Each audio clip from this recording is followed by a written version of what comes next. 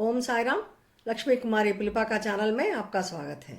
इस चैनल के माध्यम से हम श्री शिरडी साई बाबा का सत्संग कर रहे हैं। इस एपिसोड में मैं शिरडी की अपनी एक यात्रा के दौरान बाबा की द्वारकामाई में मेरे साथ हुआ एक अद्भुत अनुभव को बताना चाहती हूँ। बाबा के सभी भक्त द्वारकामाई से भली भांति परिचित हैं, जहाँ बाबा ने अपने शिरडी प्रवास के दौरान वहाँ निवास किया था। यह उनकी दिव्य गतिविधियों और चमत्कारों का स्थल था और अब भी है। आज भी उनकी उपस्थिति का एहसास गहराई से महसूस होता है। इस द्वारकामाई में बाबा ने अपना दरबार लगाया था, अपने भक्तों की ज़रूरतों को पूरा किया, सांत्वना दी और उन्हें आशीर्वाद दिया। साईं बाबा का सभी धर्मों और मान्यताओं के प्रति गहरा सम्मान था और उन्होंने सभी धर्मों के लोगों का द्वारकामाई में खुले हाथों से स्वागत किया। यह साईं बाबा के लिए अद्वितीय था कि वे द्वारकामाई को माँ के समान पूजा स्थल मानते थे। द्वारकामाई में प्रवेश करने पर व्यक्ति तुरंत इसके शक्तिशाली वातावरण से प्रभावित हो जाता है। द्वारकामाई एक दिव्य स्थान है। बाबा के भक्तों के लिए यह स्वर्ग के समान महत्व रखता है। बाबा के चमत्कार सचमुच अकल्पनीय और अक्सर अप्रत्याशित होते हैं। कुछ लोगों को यह आश्चर्य हो सकता है कि बाबा अपने भक्तों की इतने रहस्यमय तरीकों से मदद करते हैं। हालांकि जब से मैंने साईं बाबा को मानना शुरू किया, अपने अनुभव से मैंने बाबा के कई चमत्कार और आशीर्वाद देखे हैं।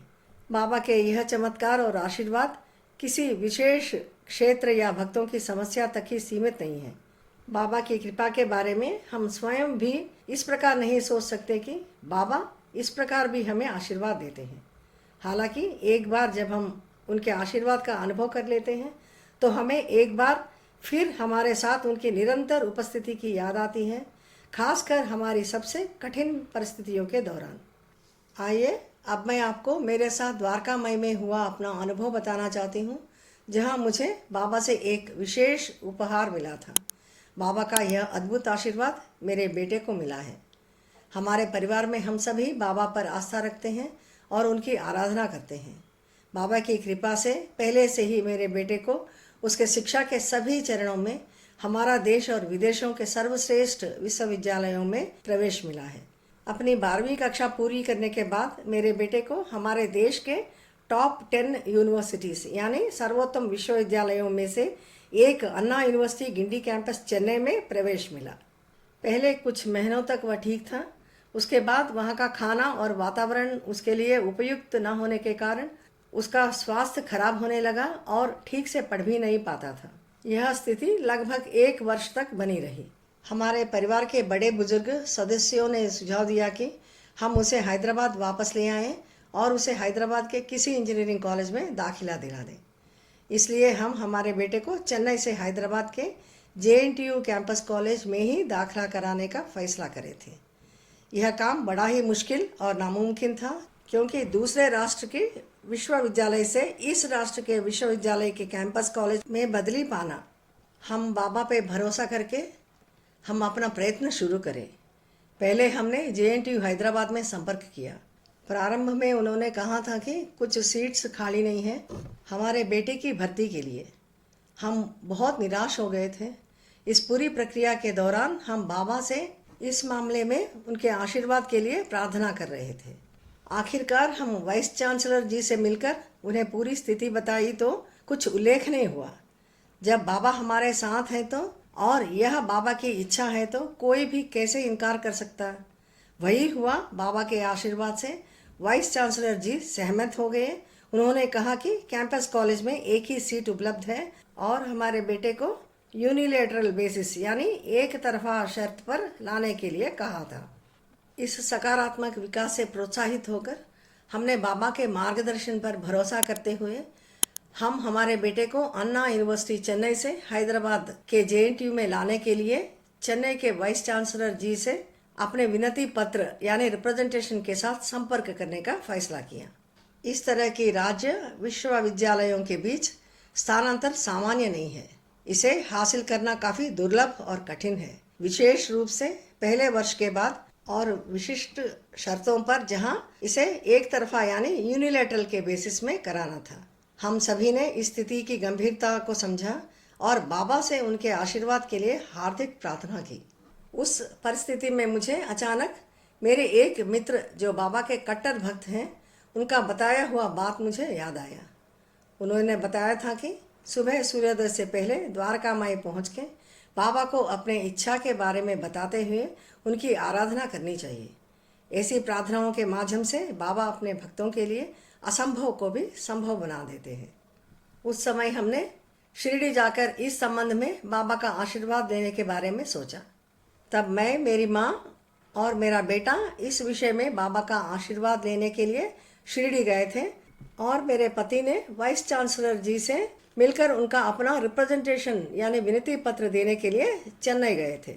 यहाँ मैं आपको यह बताना चाहती हूँ कि मेरे दोस्त का बताया गया बाबा की आराधना किस तरह से द्वारका माई में करना चाहिए ताकि असंभव चीज़ों को पूरा करने के लिए उनका आशीर्वाद प्राप्त किया जा सके।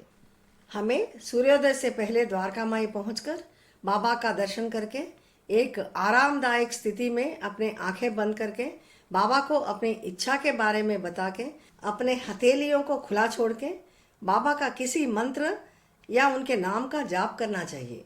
मुझे बताया गया है कि बाबा दिन के शुरुआती घंटों में द्वारका माई में घूमते हैं और उस समय हमारी खुली हथेलियों पर बाबा अपना आशीर्वाद देते हैं। बाबा का यह आशीर्वाद हमारे लिए असंभव काम को संभव बनाता है। हम अपने मित्र के निर्देशानुसार सुबह सुबह 3:30 बजे द्वारका माई पहुंचकर बाबा का दर्शन करने के बाद अपने आंखें बंद करके अपनी इच्छा के लिए प्रार्थना करते हुए सुबह 6 बजे तक ऐसे ही बैठ गए थे। मुझे आश्चर्य हुआ। उस दौरान मुझे बाबा की उपस्थिति महसूस हुई और ऐसा लगा जैसे बाबा मेरे हाथ में कोई भारी चीज़ रख दी हो। हम तीनों में से मैंने ही इस भारीपन का अनुभव किया था। उस अनुभूति ने मुझे बहुत खुश कर दिया और मेरे रोंगटे खड़े हो गए। मुझे ऐसा लगा कि बाबा का विशेष आशीर्वाद हमें मिल गया हो। बाद में हम उठे और बाबा के समाधि मंदिर में बाबा के दर्शन करने के बाद और मंदिर परिसर में अन्य देवताओं का भी दर्शन करके हम अपने रूम गए थे। एक बार जब हम कमरे में पहुंचे तो मैं बेसब्री से मेरे पति के फ़ोन का इंतज़ार करने लगी। दोपहर के आसपास मेरे पति का फ़ोन आता है और उन्होंने यह बताया कि चेन्नई यूनिवर्सिटी के वाइस चांसलर ने इस स्थानांतरण के लिए सहमत हो गए और इस प्रस्ताव को मंजूरी दे दी है।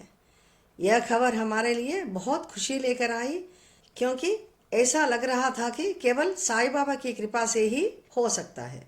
यह बिल्कुल असंभव था, खासकर एक राज्य के विश्वविद्यालय से दूसरे राज्य के विश्वविद्यालय को एक तरफा आधार पर एक विद्यार्थी का स्थानांतरण, वह भी 1 वर्ष के बाद।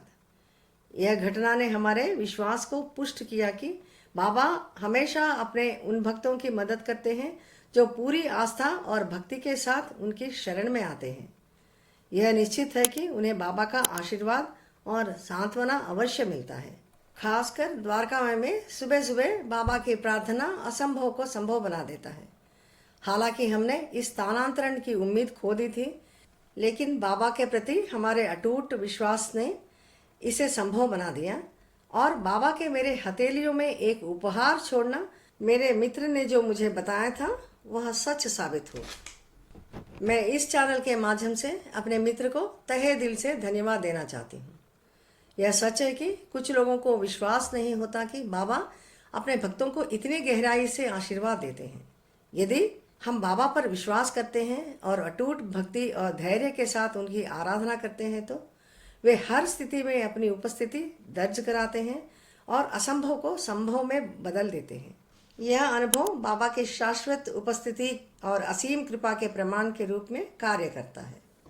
बाबा यह कहते हैं, मुझे सदा जीवित ही जानो, अनुभव करो और सत्य पहचानो। इस वाक्य का गहरा महत्व है।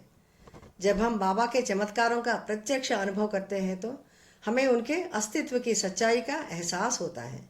असंभव परिस्थितियों को संभव में बदलने की उनकी क्षमता उनकी दिव्य उपस्थिति और शक्ति को दर्शाता है। इस तरह बाबा ने हमें आशीर्वाद दिया और मेरी हथेलियों पर आशीर्वाद देकर मेरे बेटे का विश्वविद्यालय स्थानांतरण संभव बनाया। इसके बाद भी बाबा की कृपा से मेरे बेटे ने विश्व के सर्वोत्तम विश्वविद्यालयों में पढ़कर हमारा देश लौटा। इस तरह बाबा की कृपा ने मेरे बेटे का जीवन और करियर बदल दिया। आइए बाबा से प्रार्थना करें और अपने जीवन की हर स्थिति में उनका आशीर्वाद लें। अगले एपिसोड में फिर मिलेंगे बाबा का और एक अद्भुत आशीर्वाद के साथ। ओम साई राम।